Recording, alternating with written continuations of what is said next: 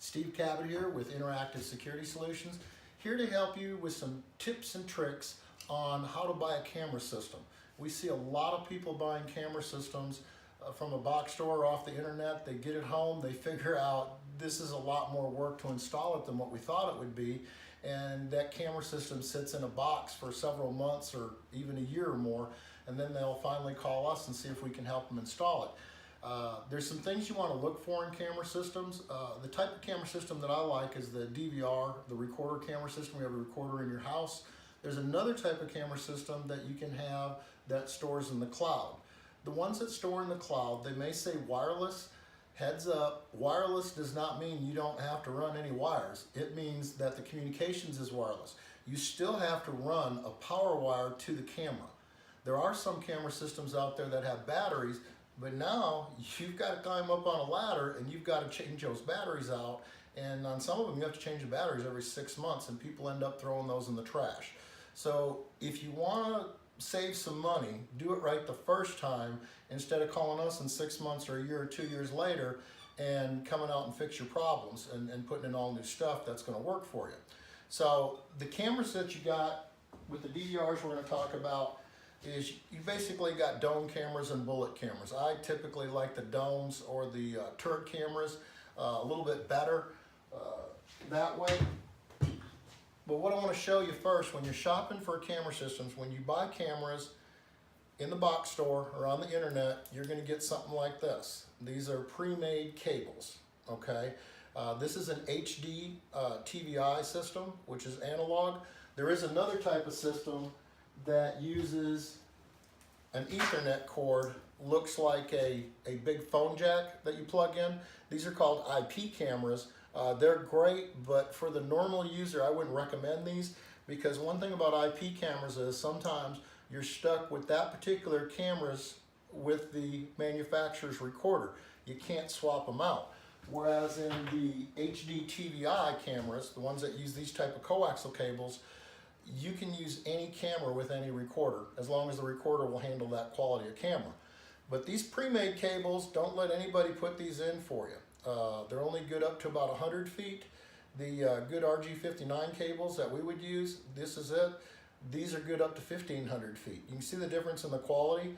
The cable ends will go bad in a year or two, and then typically you have to replace the whole cable. And people get pretty distraught about that when we come out and figure out what's wrong with their camera. Go, look there, your cable's bad. We move the cable a little bit, the picture gets all fuzzy, and we tell them they got to replace the cable. And that gets to be kind of a chore. So do it right the first time. And these are called RG59 cables. There's different type of ends you can put on them. This one is a screw-on end. It basically just screws on and screws off. And nice thing about it is you don't need any special tools. You can do it yourself, put it on there. It's not as stable though as far as the connection goes. The next level up is what's called a crimp-on cable. That you have to have a crimping tool, a little bit better, a little bit more stable, gives you a little bit better picture. The kind that we use is a compression end. You have to have a compression tool. They're a little bit more, not much, but you put those compression ends on, you won't have any problems. You'll be able to get a great video signal through it. You won't have to worry about it a year or two down the road. So what kind of cabling you're using is very important. Remember, the weakest link that you have in your video is the best quality you're going to get, kind of like the chain, right? The weak link is as strong as it's going to be. So use the right cabling and save yourself some problems. The other thing is warranties. You got to watch these manufacturers. A lot of them will only warranty the system for 30, 90 days, maybe a year. It's hard to find them to warranty much longer than that. The equipment that we use has a 3-year full warranty on it, including the hard drive.